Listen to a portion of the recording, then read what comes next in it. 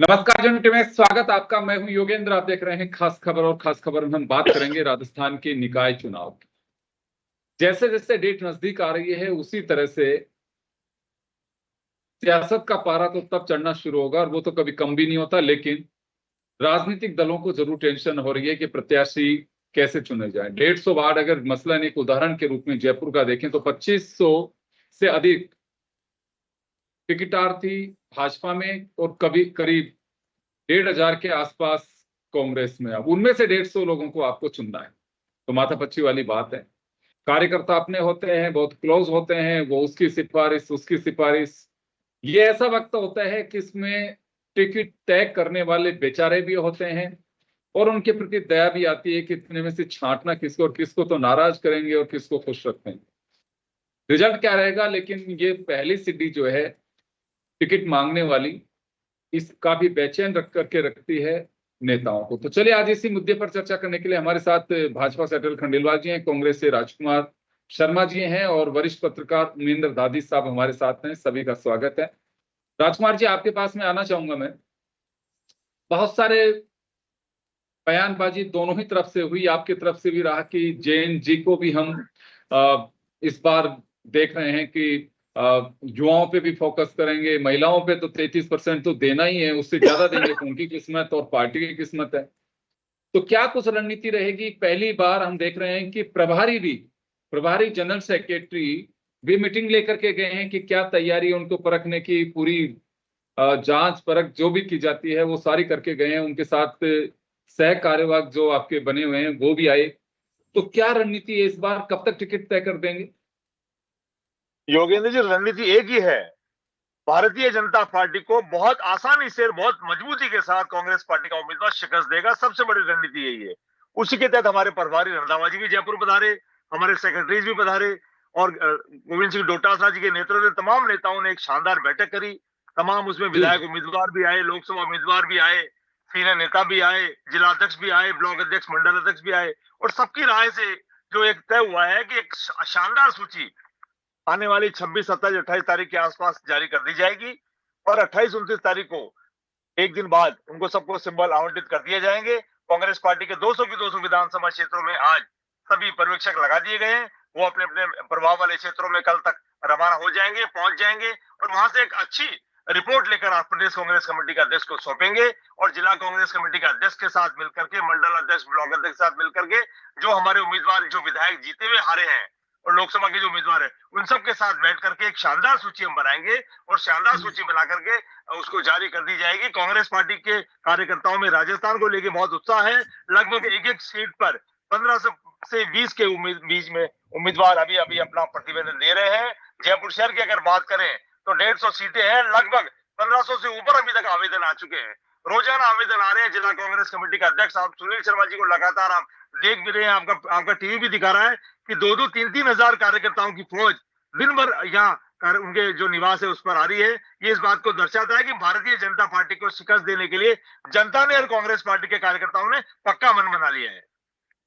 चलिए, हमने 2-3 चीज कही है कि एक अच्छी सूची लेकर के आएंगे, शानदार लिस्ट जारी करेंगे। तो लिस्ट तो लिस्ट ही होती है, उसमें अच्छी और शानदार वाला फर्क। खैर अटल जी, आपके पास मैं आना चाहूंगा, आप लोग कब तक तय कर देंगे, क्या क्राइटेरिया तय किया है पार्टी ने? देखिए, बहुत स्पष्ट बताएं कि भी निकाय चुनाव पार्षद चुनने का चुनाव नहीं होता, बल्कि उस चुनाव में एक शहर की दिशा और दशा दोनों का ये निर्णय होता है, चुनने का निर्णय होता है। इसको देखते हुए हमने बेसिकली, देखिए, पर्यवेक्षक वगैरह हमारे जो प्रभारी हैं वो सब जा चुके हैं अपनी अपनी पहले से ही आप जानते हैं कि भारतीय जनता पार्टी है, उसमें हम बहुत ही संगठन इस तरीके से रचना करते हैं कि पहले से प्रभारी वगैरह नियुक्त कर दिए थे, संभाग प्रभारी, अब जिला प्रभारी, और वो अपनी अपनी जगह जाके कार्य संभालने लग गए हैं। देखिए, हमारा जो वितरण का जो तरीका होगा वो किसी नेता की पसंद नहीं होकर के और जनता के बीच उम्मीदवार की स्वीकार्यता, संगठन का कार्यकर्ता और कार्य कुशलता की उसकी क्षमता, इन 3 बातों पे ही टिकट दिया जाएगा। और देखिए, जैसा राजकुमार जी भाई साहब कह रहे हैं कि भी बहुत उनके यहाँ पर लोगों का आवाजाही है और उम्मीदवार, तो वो भारतीय जनता पार्टी में भी आप जानते हैं योगेंद्र जी कि वास्तव में कार्यकर्ता ये चुनना एक बहुत ही निर्णायक विषय होता है, और खूब उम्मीदवारी आ रही है। निश्चित रूप से जनता की पसंद जीतने वाला व्यक्ति और जीतने की क्षमता रखने वाले व्यक्ति को ही हम देंगे, ये हमारा निर्णय मतलब है पार्टी का। और ये सब तय जो हो जाएगा, देखिए 27 तक एक लिस्ट निकल जाएगी, और फिर 28-29 के आसपास हम लगभग सारे ही निकायों में, जो 10 निकाय है, उनमें अपने उम्मीदवार घोषित कर देंगे। पहली लिस्ट यानी कि दोनों ही तरफ से आखिरी के दिन 31 तक सूचियां जारी रहेंगी। और कई बार मैंने देखा है कि लास्ट के टाइम पे सिंबल के लिए फोन कर दिया जाता है, सूची जारी नहीं होती है, क्योंकि लास्ट में जो बचेंगे उनके लिए बड़ी माथापच्ची का काम है कि ये कैसे तय करना होगा। चलिए, अब ठीक, अब समय निकलना जा रहा है, 11 बजे से नामांकन है, 2 बजे तक होगा, फटाफट उनको फोन करो और सिंबल रवाना करो और कह दो कि अब नामांकन कर दीजिए। उमेंद्र जी हमारे साथ में, बहुत अच्छे से इन्होंने देखा भी है। उमेंद्र जी, ये राजनीतिक दलों के लिए एक बहुत ही बड़ा एक परीक्षा की घड़ी है। जीतना हारना ये तो बात की बात है, टिकट तय करना, क्योंकि दोनों ही पार्टियों के पास में कुनबा बहुत बड़ा है। टिकट वाले चाहते भी हैं कि हम चुनाव लड़ें, तो सहज है इनके लिए, या लास्ट मोमेंट तक ये सारा सिलसिला चलता रहेगा? ऑब्जर्वर भी लगाए हैं, कार्यकर्ताओं से भी बात की जा रही है, बैठकों के दौर भी चल रहे हैं, लेकिन उसके बावजूद भी टिकटों में खामियां रहने की संभावना है, या आपकी बात एआई का उपयोग करेंगे, फुल प्रूफ टिकट लेकर के आएंगे? कितनी 150 ये चेहरे जयपुर में 300 निकाय जो हैं उनमें सारी तरह से पूरी एक्सरसाइज दिखाई देगी, ऐसा कुछ अब की बार बदलाव होगा? देखिए योगेश जी, बदलाव तो हमेशा हर जो भी चुनाव होता है उसमें कुछ कुछ चेंजेस किया जाता है, लेकिन वस्तु स्थिति में उसकी क्रियान्वित कितनी हो पाती है ये देखने वाली बात है। अब जैसे कांग्रेस ने कह दिया हम QR कोड से एप्लीकेशन लेंगे, आजकल मैं देख रहा हूँ ई-मित्र पे बड़ी भीड़ लगी है और पर डे का डाटा भी आ जाता है कि आज इतने लोगों ने अप्लाई किया। भारतीय जनता पार्टी ने क्या अपने जो फॉर्म बनाया है उसमें कहा 3 संभावित लोगों के नाम दीजिए।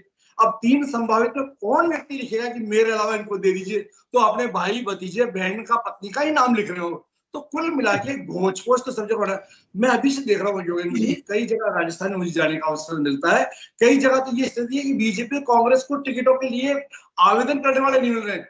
उदाहरण के रूप में राजगढ़ अलवर में केवी का मामला चल रहा है, उस केवी के मामले के चलते हुए वहां ये स्थिति हो रही है, ना कांग्रेस की तो बात ही छोड़िए, वहां टिकट लेने का कोई नहीं, भारतीय जनता पार्टी की भी स्थिति इतनी बुरी हो रही है कि वहां कह दिया लोगों ने जो केवी नहीं तो वोट नहीं, ऐसी स्थिति आ रही है। अब वहां क्या है, अभी पर्यवेक्षक इन्होंने बना के भेजे भी, लोगों को समझाइश भी की, सब कुछ किया, ट्रिपल इंजन की सरकार की बात भी होती है, लेकिन देखिए जीत उसी की होती है जनता जिसको चाहती है। अब बात ये हो रही है योगेंद्र जी की ये स्थानीय निकाय के चुनाव है, ये पार्टी की विचारधारा से इनको अलग हटके रखना चाहिए था, क्योंकि नाली गली मुद्दे का, इनके सड़क का स्थानीय मुद्दों का चुनाव है। जिस प्रकार से पंचायत के चुनाव में पंच का चुनाव होता है उसमें कोई टिकट नहीं होता है। अब आपने इसमें टिकट की बात बना दी, तो एक अच्छे व्यक्ति को टिकट लेने में कई दफा तो व्यक्ति होता है कि मैं बहुत अच्छा व्यक्ति हूँ, क्षेत्र का विकास करना चाहता हूँ, लेकिन बीजेपी या कांग्रेस का अपने पास छप्पा नहीं लगवाना चाहता। ठप्पा नहीं लगवाने की वजह से वो चाहता है कि मैं इंडिपेंडेंट चुनाव लड़ूं। इंडिपेंडेंट चुनाव लड़ के आगे क्या है कि कई चीजें देखता है, तो राजनीति में कई बातें संभावना होती है। जहां ओबीसी की सीट आ गई है, SC ST की सीट आ गई, वहां ये सामान्य वर्ग के लोग चाहते ही नहीं है कि ठीक है चेयरमैन कोई बनेगा, मुझे पार्षद बनने के लिए क्या फॉर्मेलिटी करनी, तो कई स्थितियां होती है।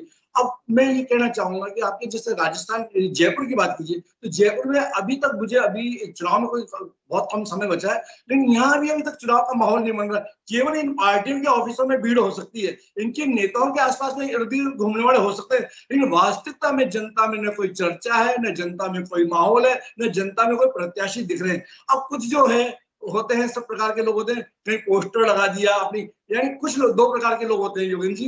एक व्यक्ति होता है जो गंभीर रूप से प्रत्याशी है, एक व्यक्ति है कि मेरी क्षेत्र में पहचान हो गई, 1000-2000 रुपए लगे तो लगे, ठीक है, पोस्टर छप गया, कंप्लीट हो गया, कम से कम लोग मुझे नेताजी पार्षद के नाम से तो जानेंगे। तो कई लोग तो भविष्य का पार्षद अपने आप को घोषित करके चुनाव में मैदान में, मैं जैसा होता है ना पूर्व MLA वर्तमान MLA, इसलिए हो गया TMLA यानी ट्रायल MLA, ट्रायल पार्षद। तो ये स्थिति चल रही है, ट्रायल पार्षद बहुत सारे हैं, हाँ दोनों दलों में है, टिकट किसको। हाँ आज जैसे किसी विधायक ने एक मीटिंग बुलाई थी, तो विधायक जी ने कह दिया कि मुझे मालूम है किन किन लोगों ने मेरे टिकट के समय में खिलाफत की थी, यानी उन्होंने बता दिया भाई जिन लोगों ने खिलाफत की थी उन्हें टिकट के लिए आना ही मत। अप्रत्यक्ष रूप से उन्होंने संकेत दे दिया। और मैं ये चाहे बीजेपी कांग्रेस के नेता आपके सामने बैठे, मैंने पहले भी आपके चैनल के माध्यम से कहा है, आज उन्हें मैं कहने जा रहा हूँ, सब फॉर्मेलिटी है, टिकट जिनको मिलना था मिल चुके, जिनकी कार्रवाई होने की हो चुकी, खाली एक प्रक्रिया है। लोकतंत्र में दिखे कि हाँ हमने टिकट मांगे, हमने आवेदन मांगे, हमने पर्यवेक्षक भेजे, सब कुछ किए, लेकिन जिनको मिलना है मालूम है कि विधायक जी के आसपास के लोग कितने होंगे, उनको लिस्ट आ जाए तब देख लेना आप, हम बैठ के समीक्षा कर लेंगे कि किन किन लोगों को टिकट मिले, कैसे कैसे लोगों को मिले। यानी वही कहा था ना कि बाल सामने आ जाएंगे, बाल आने दो, मौका है। ये इनके दोनों राजनीतिक दलों में जो अभी परिक्रमा का समय जो चल रहा है वो चलने दो। और देखो नेता को भी अच्छा लगता है कि कोई परिक्रमा करने वाला लगे, और कार्यकर्ता को भी इस बहाने उन नेताजी के आसपास। मैं उमेंद्र जी एक सवाल है मेरा आपसे, उसके बाद में राजनीतिक दलों के हमारे जो प्रवक्ता बैठे हैं उनसे भी बात करूंगा। आप लंबे समय से देख रहे हैं ये पर्यवेक्षक भेजना, रायशुमारी करवाना, ये बहुत लंबे समय से चल रही है, लेकिन ये पर्यवेक्षक भेजने की कवायद और रायशुमारी ये 50% कवर कर पाती है कि फिर बाद में सब ऐसे खेला चलता है?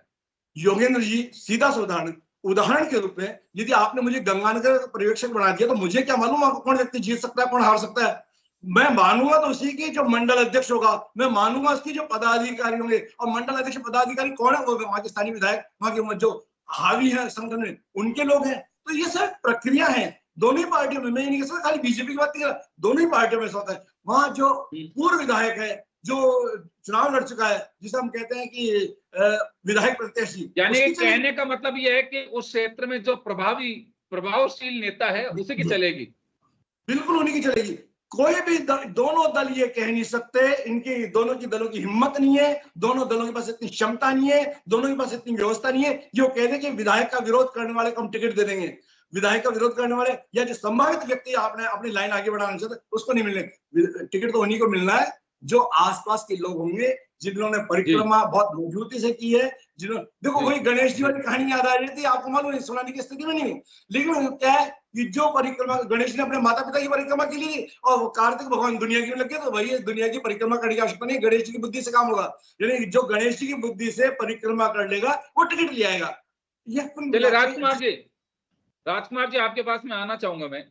कुछ पैटर्न बदल रहा है, क्योंकि जैसे अभी उमेंद्र जी जो कह रहे हैं, पुराने एक्सपीरियंस के हिसाब से कह रहे हैं कि हर बार ही पर्यवेक्षक बनाए जाते हैं, वहां पे प्रभारी बनाए जाते हैं, राजकुमारी की जाती है, लेकिन वही ढाक के तीन पात होते हैं, होता वही है, फिर वही बगावत की बू आने लगती है कि उसको बैठाओ, आधे ज्यादा समय राजनीतिक दलों का इसमें निकल जाता है। तो ये एक्सरसाइज वाकई कोई काम की होती है या बस केवल एक कार्यकर्ता को बस लगाए रखना, माहौल बनाए रखना कि नहीं आप इस फॉर्मेट में आप अपना फॉर्म दीजिए आपको टिकट मिलेगा? इनका अपना मानना है कि मैं लंबे समय से देख रहा हूं, ये सब चीजें एक दिखावटी होती हैं, लेकिन चीजें कुछ और ही नजर आती हैं फिर। नहीं योगेंद्र जी, दिखावटी नहीं होती है, एक्सरसाइज पूरी करनी पड़ती है। चुनाव बहुत महत्वपूर्ण होता है, एक एक सीट पर 15-15, 20-20, 25-25 उम्मीदवार होते हैं, उनको स्क्रूटनी करने के पार्टी के अपने अपने तरीके होते हैं। मैं अगर ऑब्जर्वर हूं तो मेरा अपना तरीका है, मेरे से और कोई सीनियर ऑब्जर्वर आए हैं उनका अपना तरीका है, जो विधायक प्रत्याशी है उनका अपना तरीका होता है, जो लोकसभा प्रत्याशी होते हैं उनका अपना तरीका होता है, सबके अपने अपने तरीके होते हैं। और तरीका इक्वल टू एक ही है कि सामने वाली पार्टी को शिकस्त देकर के उम्मीदवार को जिताना है। तो हमारे प्रदेश अध्यक्ष गोविंद सिंह डोटासरा जी ने यही तय किया है कि राजस्थान में जितनी भी जगह चुनाव हो रहे हैं, हम विधायक प्रत्याशियों की बात भी सुन रहे हैं, लोकसभा उम्मीदवारों की बात भी सुन रहे हैं, मंडल अध्यक्ष, ब्लॉक अध्यक्ष की बात भी सुन रहे हैं, जिला अध्यक्ष की बात भी सुन रहे हैं, और पार्टी ने जो QR कोड दिया है उसके माध्यम से सब लोग अप्लाई कर रहे हैं। तो प्रदेश कांग्रेस कमेटी के पास डेटा भी आ रहा है और उम्मीदवार की तमाम तरह की जानकारी भी वहां पर आ रही है। तो जो ऑब्जर्वर जाएंगे उनकी और तमाम जो नेता है उन सब की रिपोर्ट एक जगह इकट्ठी करके हमारी जो लास्ट में जो मीटिंग होगी उसमें हमारे जो जिला अध्यक्ष हैं, जो हारे जीते MLA जो उम्मीदवार हैं और लोकसभा प्रत्याशी हैं और ऑब्जर्वर है, ये तमाम लोग बैठ करके निश्चित तौर पे एक अच्छी सूची जारी करेंगे। और आप यकीन मानिएगा, राजस्थान में इस बार उत्साह है कांग्रेस पार्टी को लेकर के राजस्थान की जनता के बीच में, और आपका चैनल भी दिखाएगा कि जैसे ही चुनाव परिणाम आएंगे कांग्रेस पार्टी का परचम सब जगह फहरता हुआ नजर आएगा।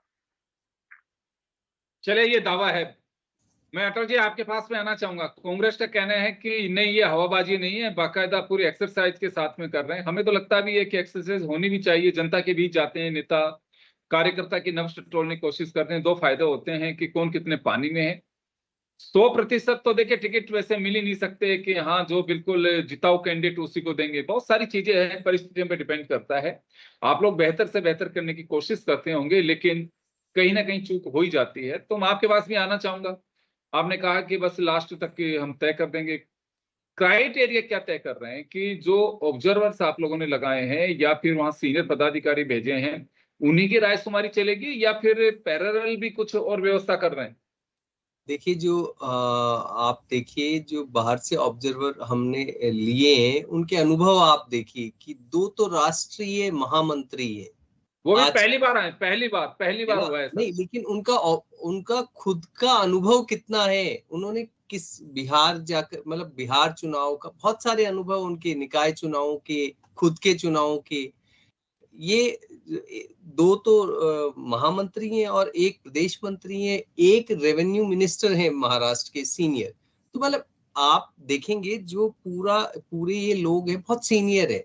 अच्छा योगेंद्र जी, ऑब्जर्वेशन से ही तो पता चलता है। आप कह रहे हैं कि भी वो गंगानगर गए या हनुमानगढ़ गए या मान लो जहां भी कोटा, जोधपुर, जहां भी जाएंगे, मैं आपके ऑफिस में आकर के अगर ऑब्जर्वेशन करूंगा तो निश्चित मानिए कि मैं अगर 4 घंटे भी रह गया तो आपकी बहुत सारी पॉजिटिव और नेगेटिव बातें आप मेरे को पता लगने लगी। दिखाने की कोशिश जैसा मैं आपको दिखाऊंगा ना वही देख पाएंगे आप। नहीं, ये योगेंद्र जी शायद इस बात से सहमत नहीं होंगे गिरिराज जी भाई साहब। ऑब्जर्वर पे डिपेंड करता है कि आप जैसा दिखाएंगे वैसा ही मैं देखूंगा। ये मेरा मतलब नजरिया हो सकता है उस वक्त आपको ऐसा लगे, लेकिन आप समझिए कि अगर वो यही तो अनुभव का इम्पोर्टेंस होती है, इसीलिए तो सीनियर व्यक्तियों को भेजा जाता है कि जिससे जो दिखाया जाए वैसा वो नहीं देखते हैं, जो उनको देखना है और जो वहां पीछे छुपी सब बातें वो प्रकट हो जाती हैं। स्पष्ट देखो, भारतीय जनता पार्टी ने अपने विधानसभा चुनाव हो चाहे लोकसभा चुनाव हो, हर वक्त चौंकाया है। और इस बार भी मैं आपको निश्चित रूप से कह रहा हूं, जो लिस्ट चौंकाओगे आएगी, कैसे? टिकटों में रिजल्ट में टिकटों में भी चौंकाया है निश्चित रूप से। योगेंद्र जी, वैसा आप सहमत करेंगे कि हम लोगों के यहाँ पर संगठन में जो कार्यकर्ता होते हैं, जो क्षमतावान होते हैं, उनको बहुत महत्व दिया जाता है और वो बहुत ऊंचाइयों पे भी गए हैं। आप पिछले, अगर आप एक 30 साल का डेटा उठा के देखेंगे तो भारतीय जनता पार्टी की परंपरा रही है, व्यक्ति को पता भी नहीं होता, वो काम कर रहा होता है और उसको कहते हैं कि भाई आओ चुनाव लड़िए, आपका वहां से ऐसे, मतलब ये क्या है, ये ऑब्जर्वेशन ही तो है। और देखिए दो चार उदाहरण ऐसे आते हैं, दो चार उदाहरण ऐसे आ जाते हैं अटल जी, बाकी तो ज्यादातर आप भी मैं जानते हैं और हम लोग भी जानते हैं टिकट कैसे मिलते हैं। लेकिन देखिए, अगर टिकट बांटने में सावधानी नहीं रखी जाएगी तो इतना आसान भी नहीं है चुनाव जीतना। ये भी एक मैं आपको बता देता हूँ। मैं आपसे फिर निवेदन कर रहा हूँ, भारतीय जनता पार्टी बिल्कुल क्षमताओं के आधार पर टिकट वितरण करेगी। स्थानीय व्यक्ति की वहां पर देखा जाएगा स्वीकार्यता कितनी है, संगठन का व्यक्ति होना चाहिए, कार्य कुशल होना चाहिए। ये सामान्य ये चीजें हैं जो देखी जाएंगी कि उसने उसकी क्षमताएं कैसी है, वो उसकी स्वीकार्यता कैसी है, और उसके पीछे जो मंडल अध्यक्ष और जो भी वहां के विधायक हैं और जो वहां के कार्यकर्ता हैं, उनकी ओपिनियन कैसी है उस व्यक्ति के प्रति, ये सब देखा ही जाएगा। ऑब्जर्वेशन, यही ऑब्जर्वेशन का तरीका होता है और उसके आधार पे निर्णय ले लिया जाएगा कि भाई इन व्यक्तियों को हम ये टिकट देंगे। आपको मैं दावे से कहता हूं, हमारी जो भी उम्मीदवार होंगे वो निश्चित रूप से अब की बार आपको चौंकाएंगे कि भाई ये हमारी उम्मीदवारी है और ये अपनी यथा योग्य ताकत के साथ चुनाव लड़ेंगे। जी बिल्कुल। तो उमेंद्र जी, दावा है बीजेपी का भी कांग्रेस का भी कि ऑब्जर्वर जो लगाए गए हैं स्थानीय नेताओं से बातचीत करके आ रहे हैं, उन्हीं को आधार बनाया जाएगा। और बीजेपी का तो ये भी कहना है कि आपको बड़ा आश्चर्य भी होगा कैंडिडेट्स में भी और रिजल्ट में भी।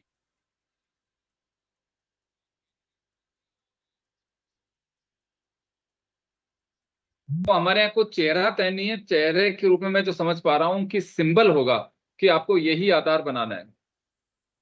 देखिए योगेंद्र जी, अब जो लोग पिछले बोर्ड में कांग्रेस से बीजेपी में आए, जिन्होंने समझ, क्या उनको टिकट देंगे कि नहीं देंगे? आ जाएगी सामने लिस्ट। आपने उनकी सक्रिय सदस्यता मांगी है, वो देंगे, देखें कि उनकी सक्रिय सदस्यता कौन सी है। यानी कुल मिला के दावे के साथ नहीं कह सकते हम दल बदलों को नहीं देंगे, जो अचानक आए उनको नहीं देंगे। यानी आपने दल बदलों को दे दिया, एक दो चार को भी, तो कार्यकर्ता के लिए तमाशा लगेगा ना। कुल मिला के देखिए, ये एडजस्टमेंट की पॉलिटिक्स है, ये मत कहिए इसमें हम।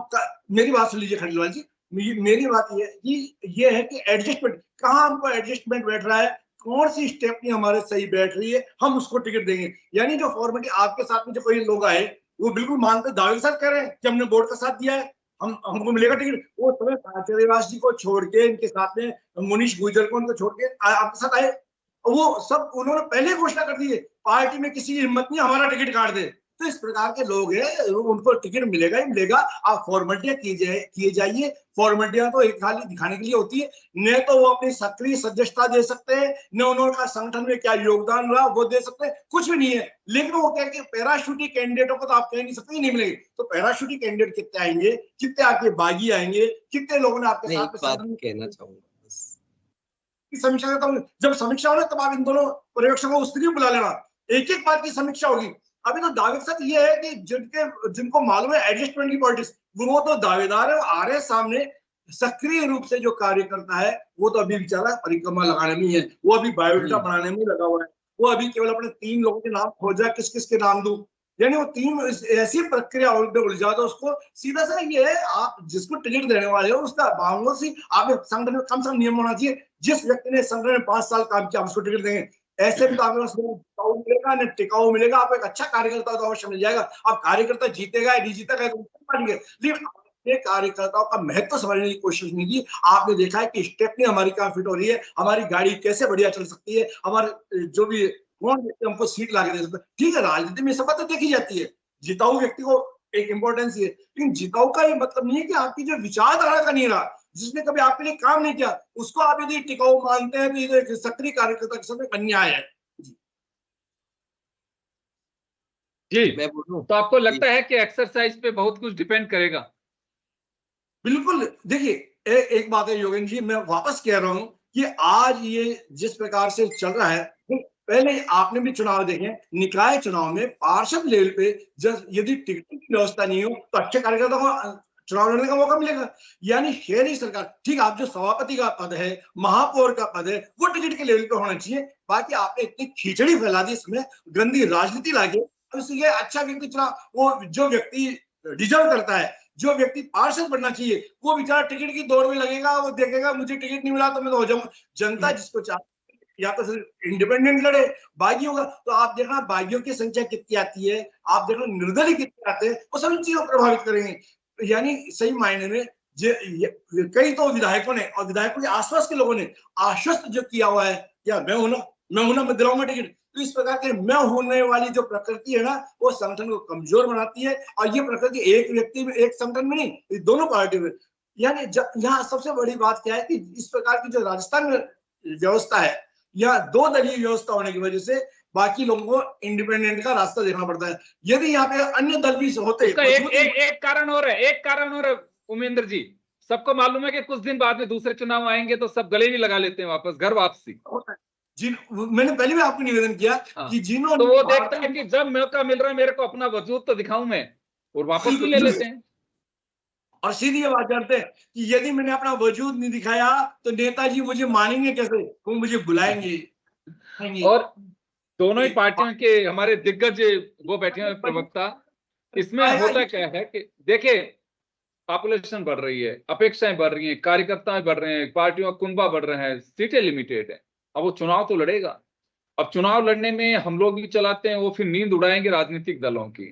उस बागी को कुछ बैठाने में सफल भी हो जाते हैं, कुछ नहीं हो पाते हैं। सफल हो जाते हैं तो ठीक है कि चलिए पार्टी के कैंडिडेट की मजबूती जाहिर होती है, और नहीं अगर सफल होते हैं तो फिर वो मैदान जंग में रोता है। और यही कारण होता है कि उधर के बागी और इधर के बागी मिलकर के एक नया कुनबा तैयार होता है, वो फतेह कर जाते हैं।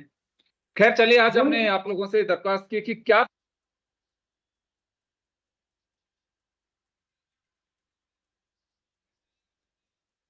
भी सोशल मीडिया